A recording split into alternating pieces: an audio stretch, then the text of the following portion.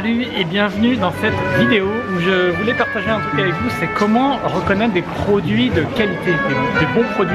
Ce qui me fait penser à ça, c'est que je suis devant cette boulangerie devant laquelle je suis passé plusieurs fois. La première fois, c'était vide, c'était fermé et déjà ça m'a donné l'impression d'un truc de qualité. Il y a 3 critères qui sont intéressants pour vous permettre de reconnaître de bons produits. La première chose, c'est que cette boulangerie, et d'ailleurs une bonne entreprise, met en avant son produit avant tout. Donc là, les produits sont directement sur la vitrine.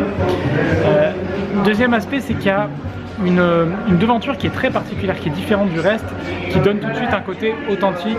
On a envie de rentrer. Ils en font pas des tonnes, ils en font pas des caisses. Et vous allez beaucoup retrouver ça d'ailleurs devant des restaurants. L'année dernière, j'étais à Cascais, donc une ville au bord de la mer, à côté de Lisbonne, au Portugal. Comme toutes les villes au bord de mer, c'est très touristique et donc il y a beaucoup d'endroits où on mange assez mal. Et puis il y avait cet endroit qui payait pas de mine, mais tout de suite la carte petite, des produits simples, donc tout de suite ça appelle la qualité. Donc ils n'en faisaient pas des caisses, ils n'en faisaient pas des tonnes, ils étaient simplement là avec leurs produits et les produits étaient montrés. Donc c'est un deuxième critère assez important. Troisième critère, je pense, tout est au commencement, tout est au départ. Et tout ce qui se passe dans les premières secondes, quand vous rentrez, va définir tout ce qui va se passer par la suite.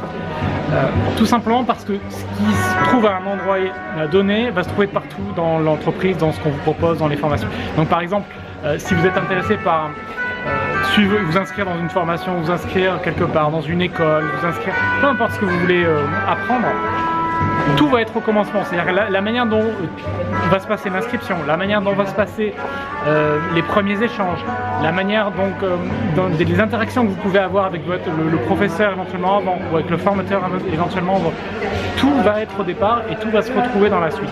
C'est vraiment un truc qui va vous aider à choisir, puisque vous allez très facilement, lorsque vous êtes attentif aux premières interactions, tout de suite repérer si ça vous convient, si ça répond à vos attentes ou pas. Donc voilà ce que je voulais vous dire. Moi je continue ma balade aujourd'hui, donc je suis toujours à Séville.